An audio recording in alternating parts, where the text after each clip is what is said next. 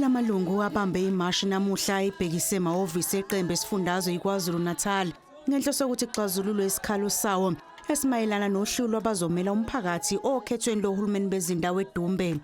Lamalungu athafuna ukukhethwa abantu abasebenzela umphakathi nabafunwa yibo emphakathini, hayi laba abaqokwe yiqembu. Sinabantu njengamanje ababe number 1 emabhentshini banominate umphakathi babo number 1.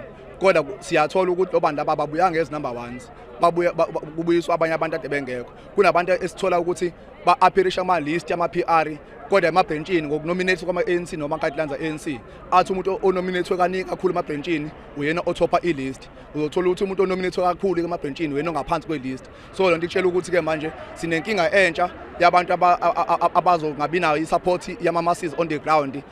Bathi kuzoba nomthelela okhethweni. Njengamanje umsebenzi omkhulu ukuthi sirepeat organization, sirepeat i-trust kuma-organization yethu. Otherwise uma sizophumela kuba khona ama-issues azongadilwa nawo ngendlela okumele adilwe ngawo nawo. Sizwa ama-election futhi si-divided ekubeni vele sisaphuma kwi-pandemic ka-2024. Lamalungu azobamba umhlangano nesigungu esibambile seqembu esifundazweni ukuphuma nesixazululo.